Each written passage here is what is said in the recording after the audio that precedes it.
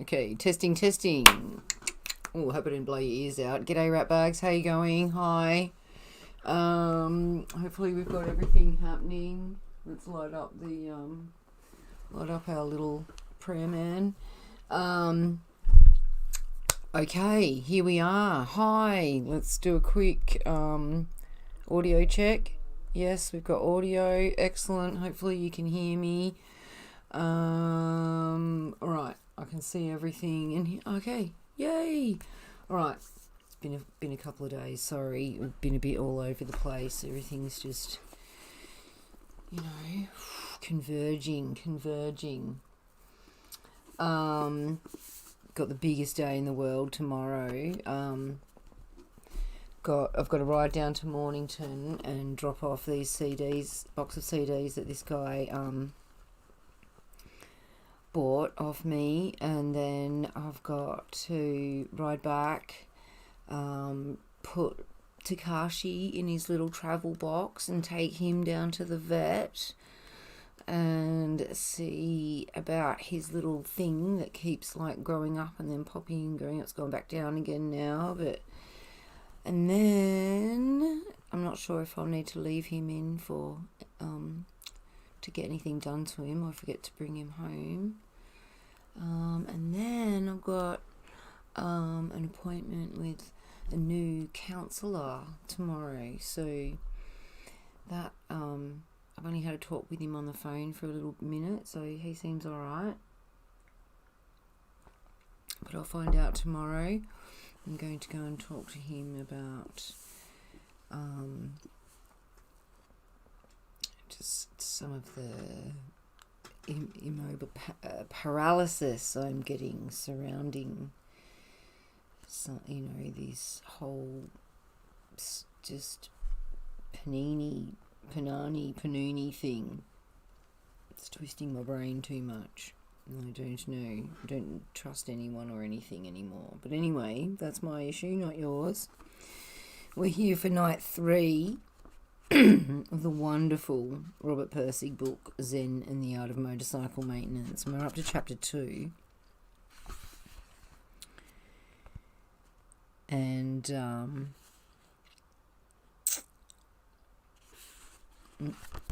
let's just get comfortable. I've got to keep my thongs off.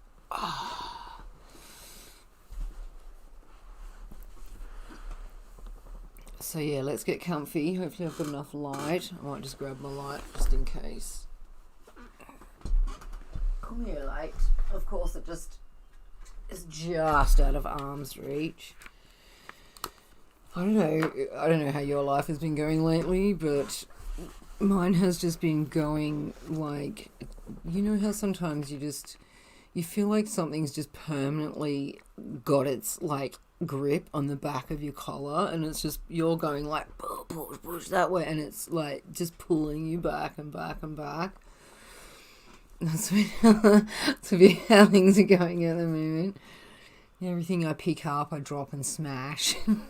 Fucking, everything I organise, I fucking end up being late. It's just what, the swimming uphill. What is it called? Swimming through mud or something. Wading uphill. I don't fucking know. But all that preparation and stuff, and it doesn't, things are still ridiculous amounts of effort. It's alright. I was built for fucking effort. I was built to go hard till I drop. Let's do it. So we're up to chapter 2. Hopefully you've caught up with the last couple.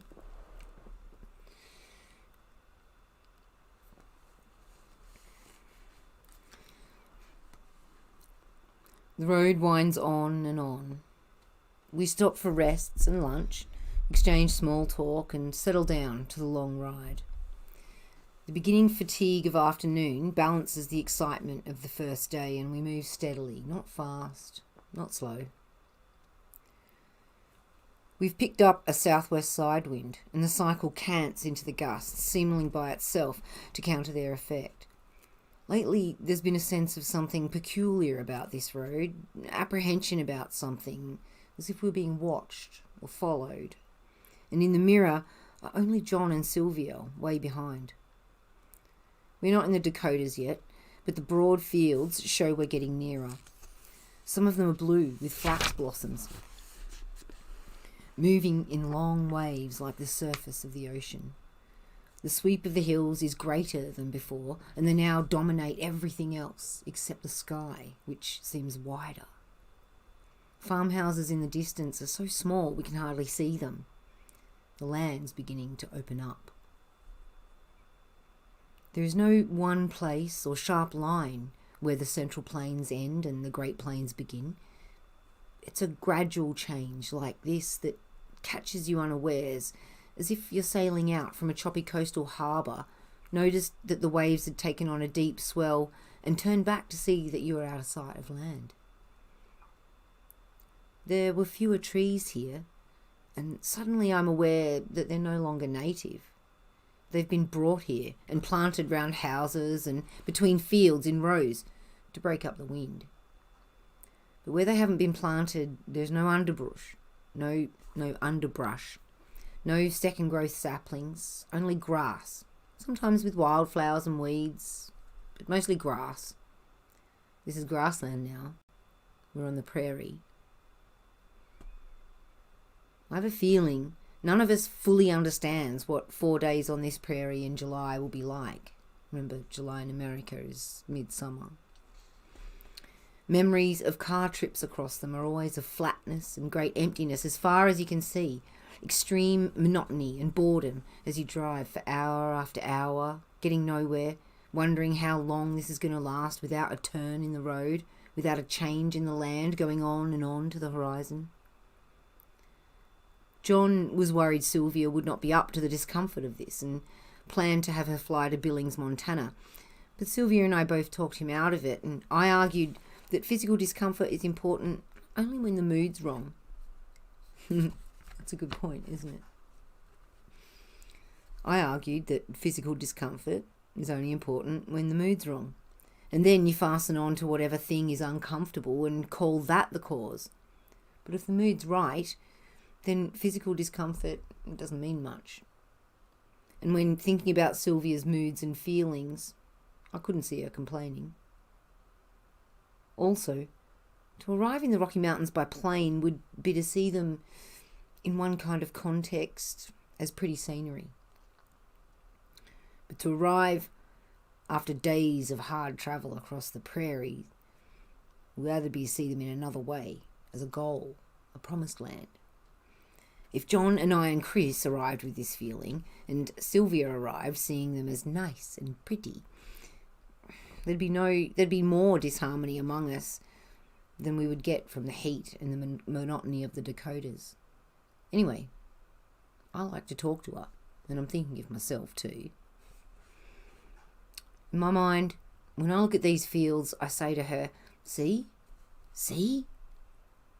And I think she does.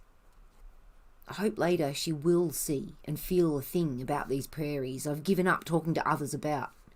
A thing that exists here because everything else does not, and can be noticed because other things are absent. She seems so depressed sometimes by the monotony and boredom of her city life. I thought maybe in this endless grass and wind, she'd see a thing that sometimes comes when monotony and boredom are accepted. It's here, but I have no names for it. Now on the horizon, I see something else I don't think the others see. Far off to the southwest, you can see it only from the top of this hill. The sky has a dark edge. Storm coming. That may be what's been bothering me. Deliberately shutting it out of my mind, but knowing all along that with this humidity and wind, it was more than likely. It's too bad. On the first day, but as I said before, on a cycle, you're in the scene, not just watching it. And storms are definitely part of it. I've ridden through some storms. And sometimes there's nowhere to stop. There's no point stopping. You just got to keep going, because stopping isn't going to make it better. And I've been, a couple of times I've been at home when big storms come in, and I've known my mum has been out on the bike, and I know she's been riding back in it, and that's, keeps you kind of on edge until you hear it come up the driveway. You go and put the kettle on because you know they're going to be very wet and very cold and very tired. Because battling a storm on a bike, it wears you out quite quickly. But anyway, back to the story.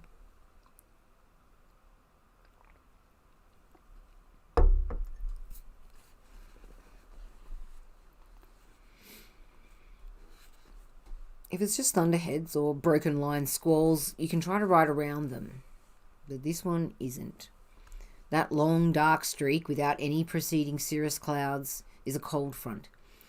Cold fronts are violent, and when they come from the southwest, they are the most violent. Ours from the southeast. We've been getting a few of them lately too. A few days ago we had one. It only lasted about 4 minutes. The build-up was almost like longer than the storm, but it was so intense. I can barely describe it. It was so short, but so intense, and the wind blew from every direction all at once. I had stuff out, and I had to go out and try and throw a tarp over it. And it was almost beyond me. 2-3 minutes. I was freezing, soaking wet. I was barely drying myself off. It was gone. Like it had never been. It was just wet, windswept, stuff blown everywhere. Sun came out. It's just gone. Yeah, I felt like I was in Cairns or something again. It was just crazy.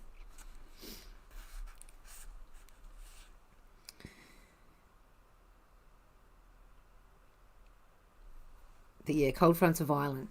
And when they're from the southwest in America, they're the most violent. Often they contain tornadoes. When they come, it's best just to hole up and let them pass over. They don't last long, and the cool air behind them makes good riding. Warm fronts are the worst. They can last for days. I remember Chris and I were on a trip to Canada a few years ago. Got about 130 miles and we were caught in a warm front, of which we had plenty of warning, but which we didn't understand. The whole experience was kind of dumb and sad. We were on a little 6.5 horsepower cycle, way overloaded with luggage and way underloaded with common sense. The machine could only do about 45 miles an hour wide open against a moderate headwind. It was no touring bike, with 2 of them on it as well. We reached a large lake in the North Woods the first night and tented amid rainstorms that lasted all night long. I forgot to dig a trench around the tent, and at about 2 o'clock in the morning a stream of water came in and soaked both sleeping bags. The next morning we were soggy and depressed and hadn't had much sleep. But I thought that if we just got riding, the rain had let up after a while. No such luck. By 10 o'clock, the sky was so dark all the cars had their headlights on, and then it really came down. We were wearing the ponchos which had served as a tent the night before, and now they spread out like sails and slowed our speed to 30 miles an hour wide open. The water on the road became 2 inches deep. Lightning bolts came crashing down all around us. I remember a woman's face looking astonished at us from the window of a passing car, wondering what on earth we were doing on a motorcycle in this weather. I'm sure I couldn't have told her. The cycle slowed down to 25 and then 20. And then it started missing, coughing and popping, spluttering, until barely moving at 5 or 6 miles an hour, we found an old run-down filling station by some cut-over timberland and pulled in. At the time, like John, I hadn't bothered to learn much about motorcycle maintenance. I remember holding my poncho over my head to keep the rain from the tank and rocking the cycle between my legs. Gas seemed to be sloshing around inside. I looked at the plugs, I looked at the points, I looked at the carburetor, and I pumped the kickstarter until I was exhausted. We went into the filling station, which was also a combination beer joint and restaurant, and we had a meal of burned up steak. And then I went back out and tried it again. Chris kept asking questions that started to anger me because he didn't realise how serious it was. Finally, I saw it was no use and gave it up, and my anger at him disappeared. I explained to him as carefully as I could that it was all over. We weren't going anywhere by cycle this vacation. Chris suggested things to do, like check the gas, which I'd done, and find a mechanic. But there weren't any mechanics. Just cut over pine trees and brush and rain. I sat in the grass with him at the shoulder of the road, defeated, staring into the trees and underbrush. I answered all of Chris's questions patiently, and in time they became fewer and fewer. And then Chris finally understood that our cycle trip was really over, and he began to cry. He was about 8 then, I think. We hitchhiked back to our own city and rented a trailer and put it on our car and came up and got the cycle and hauled it back to our own city and started out all over again by car. But it wasn't the same. We didn't really enjoy ourselves. 2 weeks after the vacation was over, one evening after work, I removed the carburetor to see what was wrong, but I still couldn't find anything. To clean off the grease before replacing it, I turned the stopcock on the tank for a little gas. Nothing came out. The tank was out of gas. I couldn't believe it. I can still hardly believe it. I have kicked myself mentally 100 times for that stupidity, and I don't think I'll ever really finally get over it. Evidently what I saw sloshing around was gas in the reserve tank, which I never turned on. Didn't realise you had a reserve. Oops. I didn't check it carefully because I assumed the rain had caused the engine failure. Fair enough. I didn't understand then how foolish quick assumptions like that are. Now we're on a 28-horse machine, and I take the maintenance of it very seriously. All of a sudden, John passes me, his palm down, signalling a stop. We slow down and look for a place to pull off on the gravelly shoulder. The edge of the concrete is sharp and the gravel is loose, and I'm not a bit fond of this manoeuvre. Chris asks, "What are we stopping for?" "I think we missed our turn back there," John says. I look back and see nothing. "I didn't see a sign," I say. John shakes his head. "Big as a barn door." "Really?" He and Sylvia both nod. He leans over, studies my map, and points to where the turn was, and then to a freeway overpass beyond it. "We've already crossed this freeway," he says. I see he's right. Embarrassing. Go back or go ahead? I ask. He thinks about it. "Well, I guess there's really no reason to go back. All right, let's just go ahead. We'll get there one way or another." And now, tagging along behind them, I think, why should I do a thing like that? I hardly noticed the freeway, and just now I forgot to tell them about the storm. Things are getting a little unsettling. The storm cloud bank is larger now, but it's not moving in as fast as I thought it would. And that's not so good. When they come in fast, they leave fast. When they come in slow like this, you can get stuck for quite some time. I remove a glove with my teeth, reach down and feel the aluminium side cover of the engine. The temperature's fine. Too warm to leave my hand there. Not so hot I get a burn. Nothing wrong there. On an air-cooled engine like this, extreme overheating can cause a seizure. The machine has had one, in fact, 3 of them. I check it from time to time, the same way I'd check a patient who's had a heart attack, even though it seems cured. In a seizure, the pistons expand from too much heat and they become too big for the walls of the cylinders. They seize them up and melt to them sometimes, and they lock the engine and the rear wheel, and they start the whole cycle into a skid. The first time this one seized, my head was pitched over the front wheel and my passenger was almost on top of me. At about 30, it freed up again and started to run, but I pulled off the road and stopped to see what was wrong. All my passenger could think to say was, "What did you do that for?" I shrugged and was as puzzled as he was and stood there with the cars whizzing by, just staring. The engine was so hot the air around it shimmered and we could feel the heat radiate. When I put a wet finger on it, it sizzled like a hot iron, and we rode home slowly with a new sound, a slap that meant the pistons no longer fit and an overhaul was needed. I only took this machine into a shop because I thought it wasn't important enough to justify getting into it myself, having to learn all the complicated details and maybe having to order parts and special tools and all that time-dragging stuff when I could get someone else to do it in less time. Sort of John's attitude. The shop was a different scene from the ones I remembered. The mechanics, who'd once all seemed like ancient veterans, now all looked like children. A radio was going full blast and they were clowning around and talking and seemed not to notice me. When one of them finally came over, he barely listened to the piston slap before saying, "Ah, yeah, tappets." Tappets? I should have known then what was coming. 2 weeks later, I paid their bill for $140, rode the cycle carefully at varying low speeds to wear it in, and then after 1,000 miles opened it up. At about 75, it seized up again and freed at 30, same as before. When I brought it back, they accused me of not breaking it in properly, but after much argument, agreed to look into it. They overhauled it again and this time took it out themselves for a high-speed road test. Well, it seized on them this time. After the third overhaul, 2 months later, they replaced the cylinders, put in oversized main carburetor jets, retarded the timing to make it run as coolly as possible, and told me, "Don't run it fast."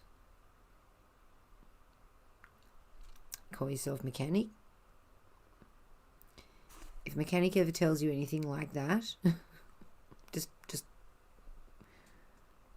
number one, go and report them to the mechanic ombudsman and just walk away and go straight away to a better mechanic.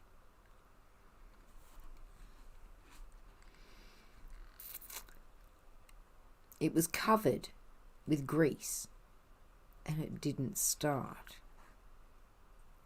I found the plugs were disconnected, connected them and started it, and now there really was a tappet noise. They hadn't adjusted them.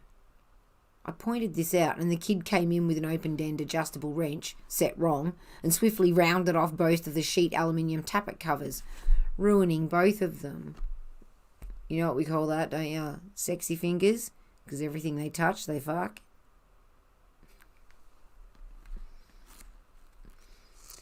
"I hope you've got some more of those in stock," he said. I nodded. He brought out a hammer and a cold chisel and started to pound them loose. The chisel punched through the aluminium cover and I could see he was pounding the chisel right into the engine head. Oh my goodness, on the next blow he missed the chisel completely and struck the head with the hammer, breaking off a portion of 2 of the cooling fins. Just stop, I said politely, feeling like this was a bad dream. Just give me some new covers and I'll just take it the way it is. I got out of there as fast as possible. Noisy tappets, shot tappet covers, greasy machine down the road, and then felt a bad vibration at speeds over 20. At the curb, I discovered 2 of the 4 engine mounting bolts were missing and a nut was missing from the 3rd. The whole engine was hanging on by only 1 bolt.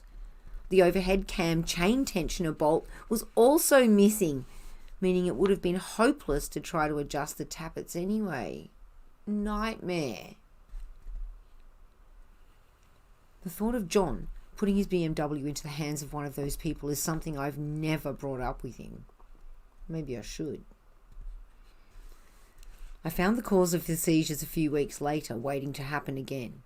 It was a little 25-cent pin in the internal oil delivery system that had been sheared and was preventing oil from reaching the heads at high speeds. The question why comes back again and again and has become a major reason for wanting to deliver this Chautauqua. Why did they butcher it so? These were not people running away from technology like John and Sylvia. These were the technologists themselves. They sat down to do a job and they performed it like chimpanzees. Nothing personal in it. There was no obvious reason for it. And I tried to think back into that shop, that nightmare place, to try and remember anything that could have been the cause. The radio was a clue. You can't really think hard about what you're doing and listen to the radio at the same time. Maybe they didn't see their job as having anything to do with the hard thought, just wrench twiddling. If you can twiddle wrenches while listening to the radio, that's more enjoyable. The speed was another clue. They were really slopping things around in a hurry and not looking where they slopped them. More money that way, if you don't stop to think that it usually takes longer or comes out worse. But the biggest clue seemed to be their expressions. They were hard to explain. Good-natured, friendly, easygoing, and uninvolved. They were like spectators. You had the feeling they just wandered in there themselves and someone just gave them a wrench. There was no identification with the job. No saying, I'm a mechanic. At 5 p.m. or whatever their 8 hours were in, you knew they'd just cut it off and not have another thought about their work. They were already trying not to have any thoughts about their work on the job. And in their own way, they were achieving the same thing John and Sylvia were, living with technology without really having anything to do with it. Or rather, they had something to do with it, but their own selves were outside of it, like detached, removed. They were involved in it, but not in such a way as to care. That seems somehow very familiar in today's context, doesn't it? Don't you think? The way that he puts that. You have a lot of people that, we are like around the technology and involved in it, but not really, but, not with a detachment and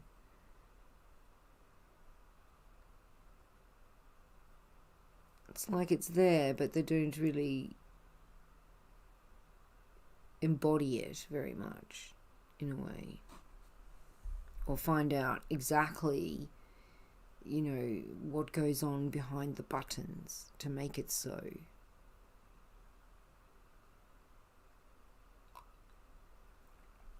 Or even to, read the manuals of something and work out all the different things that it does.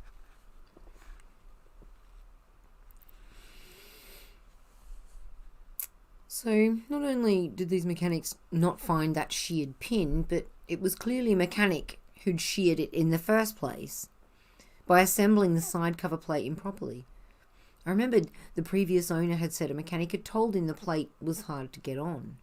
Well, that was why. The shop manual had warned about this, but like the others, he was probably in too much of a hurry, or he didn't care. And while at work, I was thinking about this same lack of care in the digital computer manuals I was editing.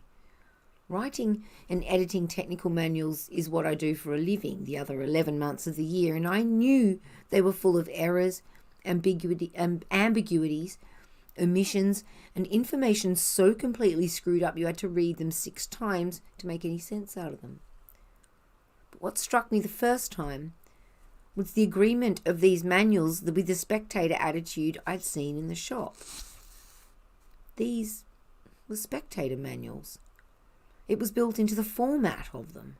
Implicit in every line is the idea that here is the machine, isolated in time and in space from everything else in the universe.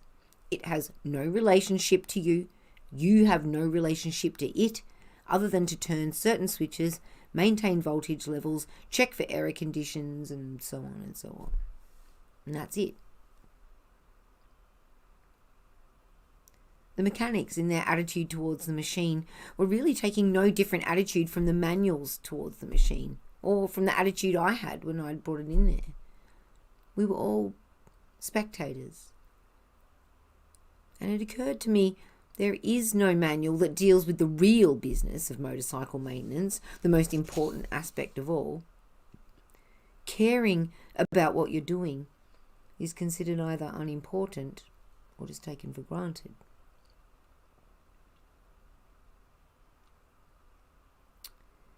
on this trip, I think we should notice it, explore it a little, to see if in that strange separation of what man is from what man does, we may have some clues as to what the hell has gone wrong in this 20th century. I don't want to hurry it. That itself is a poisonous 20th century attitude. When you want to hurry something, that means you no longer care about it. You just want to get on to other things. I just want to get at it slowly, but carefully and thoroughly, with the same attitude I remember was present just before I found that sheared pin. It was that attitude that found it, nothing more. I suddenly noticed the land here has flattened into a Euclidean plane. Not a hill, not a bump, anywhere. This means we've entered the Red River Valley and we'll soon be into the Dakotas. I'm going to leave it there. That's the end of chapter 2, or part 2. That's really, really interesting hearing that, like, in today's context, that you know, that we use the technology and, you know, we're aware of it and stuff, but, you know, we don't really take the time to kind of understand it that much and see where it all fits and sits. I don't know, that just kind of really struck me, that last little bit about that, you know, like we act like we've embodied it and embraced it, but in many ways really we're still very, very wary and kind of perhaps willfully ignorant of all its capabilities and you know, how it all really fits together and works, and you know exactly what's the best role for it to play in our lives, you know. Yeah, I'm not sure. Right, that was really interesting. Okay, so we will pick up chapter 3 tomorrow night. I'm gonna try and do it a bit early for the next week or so, because I've got to be up so early in the mornings. I've got massive days because of house moving and stuff. So I want to try not to be staying up late. I can't find my bookmark.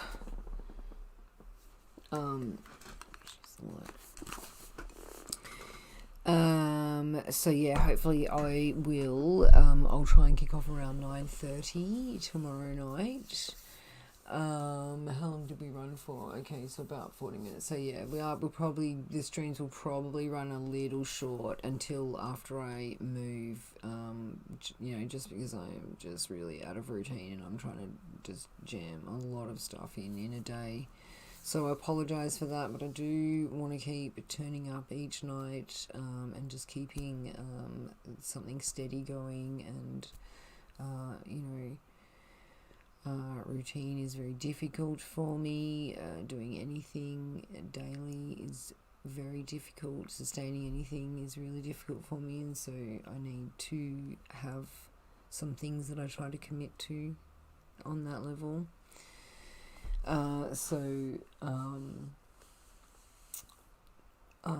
That's what I'm doing here. I'm also very, very quickly, after I shut this stream off, I'm going to quickly make the giveaway video for our last book, Jordan Peterson's new book, Beyond Order, 12 More Rules for Life. And so hopefully I'll upload that at some stage tomorrow. And if you are a subscriber, all you've got to do is just drop a comment. If you would include some kind of, handle that I can find you on, or, so that I can contact you if you win. And that's your entry. You don't have to follow me on other social medias or whatever, but you do have to be a subscriber to the YouTube channel to enter. It's worldwide, so it doesn't matter where you live. I will post it out to you at my expense. So I'm going to get doing that very quickly now and hopefully upload that tomorrow. And good luck to everybody who enters. And it really, if you've been with us through the whatever month and a bit that it took us to read through it, you'll know that it's got some really valuable bits in it, particularly more towards the end. I didn't find it as impactful, I guess, as the first one. It's hard for me to sum up my thoughts about that book. But if you haven't read it, or if you came in late or whatever, do go back and have a look at some of the streams, or go and listen to the audio book or whatever. But the video will be up tomorrow. That will be the entry video for the giveaway. Okay, if you are struggling to find a reason to keep fucking breathing, may I please urge you to not worry about looking for a reason and just fucking do it to spite the rest of the world anyway. And while you're considering whether or not you should keep bothering, pick the phone up and call one of the numbers that are down here in the description box and just distract yourself just for the here and now and see how you feel later. Yeah. Because often yourself, that's one of those things, you can always do it later. Yeah, you can put it off. Just for now, just put it off. Just why not? Because you can always do it later. So put it off, jump on the phone, have a chat to someone, see if it changes the colour of your day. Alright? Because I really fucking need you to hang around. Hold fast and keep breathing. And we'll see you back here hopefully tomorrow night. Alright, also I've started Vlogmas, so I'm going to do a little Vlogmas upload hopefully every day up until Christmas. Also we'll be doing a Christmas Outcast live stream as well, so check out me Vlogmas video if you wouldn't mind, and stay fucking rad, alright? Because you're radder than you think you are. And I don't give a shit if you don't believe me. Because I know I'm right. Okay? Bye. Alright, now gotta remember which button to fucking press.